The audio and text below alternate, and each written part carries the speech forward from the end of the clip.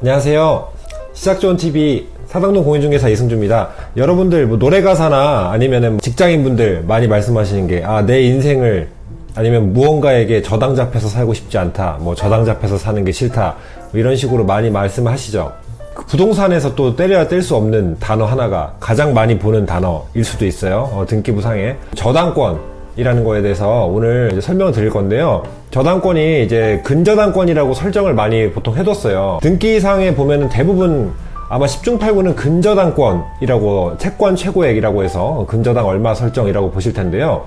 그 이유가 있습니다. 왜 저당권 설정이라고 안 하고 근저당권 설정이라고 했을지, 그 이유에 대해서도 오늘 알려드리고, 저당 근저당의 차이점에 대해서 설명해 드리는 게 오늘 1부고요 제가 2부로 찍어가지고 영상이 좀 길 것 같아서 2부에서 근저당의 종류가 또 두 가지가 있습니다. 그리고 물상보증인이라는 단어가 있는데 그거에 대해서도 2부에서 제가 설명을 드리겠습니다. 그럼 오늘은 1부 저당권과 근저당권의 차이점 그리고 특징들에 대해서 설명을 해드리는 시간을 갖겠습니다. 그럼 지금부터 영상 시작하겠습니다. 자, 먼저 저당권은 한마디로 요약을 하면은 내 돈을 채무자에게 빌려주는 대신 특정 금액을 특정하는 겁니다. 특정 금액을 다른 사람보다 선순위로, 후순위 권리자보다 선순위로 우선 변제 받을 수 있는 권리입니다. 그런데 어떻게 우선 변제 받느냐? 부동산 등의 담보를 잡아서 그 돈을 내가 후순위 권리자보다 먼저 받는 권리라고 생각하면 됩니다. 자, 다시 요약하면 내 돈을 채무자에게 빌려줍니다. 근데 뭘 담보를 잡아야겠죠. 뭐 믿고 맡길 게 있어야 될 거 아니에요. 그럼 부동산 등의 담보를 잡아서 내 뒤에 있는 후순위 권리자들보다 먼저 돈을 우선 변제받을 수 있는 권리가 저당권입니다. 저당권의 특징은 다른 가장 큰 차이점이기도 한데 금액이 특정되어 있다는 겁니다. 예를 들면 저당을 1억을 잡았습니다. 그러면 1억 원만 저당이 되는 겁니다. 그 이상은 안 됩니다. 자, 이게 무슨 말일까 해서 이제 바로 이어서 근저당권이랑 차이점을 설명을 드릴 건데요. 대부분 금융권에서 돈을 빌리잖아요. 그랬을 때 근저당을 설정하는 이유가 있습니다.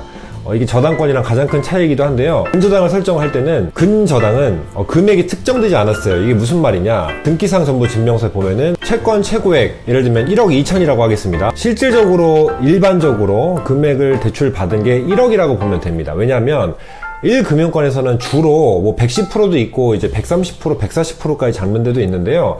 근저당권이 일반적으로 120%를 잡아요. 그 말이 뭐냐면 100% 기준으로 1억을 대출을 받았어요. 그러면 120% 한도 내에서 금액 대출을 또 상환하기도 하고, 예를 들면 이자를 못 갚을 경우가 생기잖아요. 그러면 이자를 못 갚았을 경우에 대비해서 내 이자까지 받아야 되지 않습니까? 은행에서 기회비용도 있고 손실도 있을 거 아니에요. 못 갚았을 경우에. 그것까지 내가 싸잡아서 얼마까지 내가 받을 수 있느냐, 우선적으로 그 금액을 설정해 놓는 게 근저당입니다. 그러니까 예를 들면 내가 1억을 대출 받았으면 은행에서는 채권 최고액 1억 2천이라고 설정을 해 놓는 경우가 가장 일반적이라고 보면 됩니다. 은행마다 금융권마다 조금씩 다르긴 한데요. 보통 시중에 알고 있는 1금융권들은 보통 120%를 잡습니다. 120% 잡으면 내가 1억을 빌려줬을 때 이 사람들이 이자를 못 갚고 결국에 경매에 붙였을 때 1억 2천까지 내가 이자나 뭐 기타 재반 비용들 같은 것들을 1억 2천까지 싸잡아서 내가 우선적으로 변제를 받을 수 있다라는 거를 동의하겠느냐라고 해서 오케이 하겠으면 이제 근저당을 찍는 겁니다. 즉 저당권이랑 가장 큰 차이는 근저당은 금액을 특정하지 않았다는 겁니다. 예를 들면은 저당권은 1억을 빌렸다 이러면 딱 1억 하고 끝이에요. 그리고 7천을 갚았어요. 그리고 3천을 다시 대출을 받고 싶어요. 그러면은 감액 등기 새로 해야 되고 새로 3천 등기 새로 해야 됩니다. 근데 근저당권은 내가 1억을 받았으면 1억 2천 한도까지 이제 120% 설정했으면은 중간에 3천 갚았어요. 그러면 뭐 1억을 받았으니까 7천이 남았죠. 그럼 1억 2천 한도 내에서 추가적으로 또 대출을 받을 수가 있습니다. 뭐 물론 근저당권 변동, 뭐 설정 변경 이런 식으로 해서 뭐 말소사항 포함해서 그 등기상 전부 증명서 떼면은 이런 이력들이 빨간 줄로 이제 말소되면 말소돼 있고 뜨고 하긴 하는데요. 가장 큰 특징은 그겁니다. 금액의 변동, 그리고 특정되지 않았다. 금액, 감액, 증액을 한도 내에서 할 수 있다라는 게 근저당권의 가장 큰 핵심이다 라고 보면 됩니다. 장래의 채권에 대해서 내가 일정 한도 내에서 받는다라는 게 이제 근저당권이라고 보면 되는 겁니다. 저당이랑 근저당이랑 차이에 대해서 조금 아시겠나요? 그러니까 한마디로 저당은 금액이 특정돼 있다, 근저당은 특정되어 있지 않다라는 겁니다.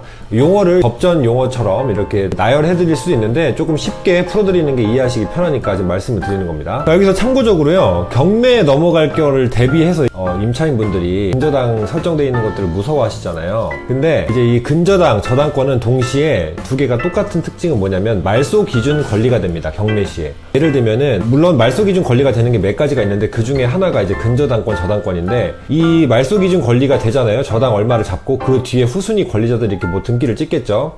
그랬을 때 경매에 넘어가면은 이 말소 기준 권리가 되면 낙찰자가 인수를 하잖아요. 그럼 이 뒤에 권리들은 소멸된다는 겁니다. 책임이 없는 거예요. 그러니까 말소 기준 권리를 받으면 아까 저당권, 근저당권 특징이 뭐라고 했어요? 후순위 권리자들에 비해 우선적으로 변제를 받을 수 있는 권리라고 했잖아요. 그러니까 당연히 우선적으로 내가 예를 들면 3억에 이 집이 넘어갔어요. 그러면 낙찰자가 이 집을 낙찰을 받았겠죠? 그럼 말소 기준 권리가 여기 저당권이었어요. 1억 5천이. 그러면 이 저당권을 말소 기준 권리를 이제 해서 갚잖아요. 이 1억 5천을 빌려준 사람한테 먼저 돌려주겠죠. 그럼 나머지 1억 5천으로 이걸 배당을 하고 세금을 배당을 하고 그렇게 해서 집이 끝나는 거기 때문에 이 낙찰자가 뒤에 후순위 권리자들에 대해서 책임을 질 이유가 없고 말소, 말 그대로 말소 기준이 되는 권리다라고 해서 말소 기준 권리이기 때문에 이게 또 그 중에 하나가 된다라는 걸 또 알아두시면 좋고요. 자, 어떤 경우에도 저당권, 근저당권은 낙찰자에게 인수되는 권리가 아닙니다. 낙찰이 되고 매각이 되면 그 권리는 무조건 소멸하게 되어 있습니다. 그럼 어떤 분이 이런 질문 하실 수 있겠죠? 저는 집 살 때 매도인이 등기사항에 뭐 1억 빚이 있어서 제가 그걸 승계받는 조건으로 집을 샀는데요. 그건 뭐예요? 그거는 대출을 승계하는 조건이잖아요. 예를 들면 내가 이렇게 소득이나 담보가치가 충족이 돼서 먼저 살던 사람의 매도자의 대출을 승계하는 조건으로 이 집을 샀어요. 그러면 내가 그 빚을 떠안는 거지 이거는 말소가 되는 게 아니잖아요. 경매가 돼서 다른 사람한테 낙찰을 받는 게 아니기 때문에 이건 다른 개념이라고 생각을 하셔야 됩니다. 이건 집을 정식적으로 사서 내가 이 빚을 승계받아서 내가 이 채무에 대한 책임을 내가 떠안고 대신에 그만큼 부담부로 대출을 승계하는 조건으로 나머지 금액에 대해서만 지불하고 내가 산다는 거기 때문에 이거는 낙찰이 돼서 다른 사람들에게 인수가 되고 권리가 사라지고 생기고 이런 부분들이 아니라는 겁니다. 그러니까 그 부분은 따로 생각을 하시면 될 것 같고요. 자, 그러면 정리 다시 한번 하겠습니다. 근저당권과 저당권의 효력은 똑같고 비슷하다 볼 수 있어요. 그러니까 한마디로 근저당권이 저당권에 비해 하위 개념이라고 보시면 돼요. 저당권이 근저당을 포함하고 있는 개념이다.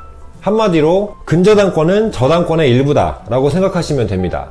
그러니까 차이점에 대해서는 똑같이 저당이라는 단어는 똑같으니까 저당권 안에 근저당권도 있다. 근저당권엔 두 가지 종류가 있는데 이제 포괄 근저당권, 한정 근저당권이라는 게 있어요. 그걸 제가 2부에서 설명을 드릴 거고요. 저당권은 금액을 특정해야 한다. 1억을 빌렸으면 1억을 등기에 찍고 3천을 갚았으면 3천을 갚았다는 거를 표기를 해야 되고 그럼 7천에 대해서 새로 등기를 해야 되고 그게 저당권이고 근저당권 같은 경우는 1억을 빌렸으면 채권 최고액을 정해놔요. 그러면 보통 120%를 정했다 이러면 내가 20% 안에서 이자까지 다 한 번에 장래에 불특정되는 채권까지도 내가 이 한도 내에서 받을 수 있는 게 근저당권입니다. 그러니까 은행은 당연히 매번 1,000만 원 갚았을 때 뭐 중도상환 수수료를 내긴 하지만 등기 새로 하고 이러기 싫잖아요. 그러니까 근저당권을 잡음으로써 미래에 불특정되는 피담보 채권에 관해서도 내가 이자 같은 것도 손실을 보상을 받아야 되니까 당연히 근저당권을 설정하는 게 맞겠죠. 중간중간 1,000만 원 갚고 또 대출 일부 하고 이럴 때마다 등기비가 나가는데 그거를 돈을 계속 새로 주면서 할 은행은 없겠죠. 돈을 빌려주는 입장에서도. 그러니까 당연히 근저당권을 설정함으로써 그 안에서 계속 변동이 있겠지만 갚고 받고 하는 부분들이 있다 라는 차이가 근저당권이랑 저당권의 차이다라는 겁니다. 물론 정리 다시 한번 하면은 효력은 경매에서는 똑같다고 보면 되지만 말소기준 권리가 됐을 경우에도 어떤 낙찰자가 인수를 하더라도 경매에서는 저당권과 근저당권은 인수되지 않는다라는 거는 알아두시면 좋겠고요. 자, 오늘 내용 전혀 어렵게 생각하시지 마시고, 그러니까 한마디로 큰 개념 안에서는 저당권 안에 근저당권도 이제 하위 개념으로 포함되어 있다라고 간단하게 생각하시고요. 근저당권은 금액 변동이 계속 있을 수 있다. 불특정한 채권이다. 하지만 한도가 있고 그 한도 안에서 불특정한 거지. 뭐 1억을 빌렸는데 뭐 2억, 3억까지 내가 받을 수 있다. 이렇게 생각하시면 안 된다는 거예요. 저당권은 1억을 빌렸으면 5천만 원 갚았다. 그러면 5천만 원에 대해서 갚은 거를 등기를 하고 감액 등기하고 5천을 새로 빌릴 거면 5천을 또 새로 등기를 해야 된다는 차이가 있다는 겁니다. 그러니까 당연히 뭐겠어요? 돈을 빌려준 사람 입장에서는 근저당권을 설정하겠죠. 얼마가 될지 어떻게 될지 모르니까, 변동이 너무 많으니까. 대신에 한도는 정해져 있다. 미래 불특정한 채권이지만 한도가 정해져 있다는 겁니다. 자, 여기까지만 보시면 저당권과 근저당권의 차이점에 대해서는 아실 수 있을 겁니다. 자, 그럼 제가 이제 2부에서 조만간에 근저당권 종류 2가지랑 물상보증인에 대해서 간단하게 설명을 드리겠습니다. 자, 오늘도 시청해주셔서 감사하고요. 자, 구독, 좋아요 부탁드릴게요. 감사합니다.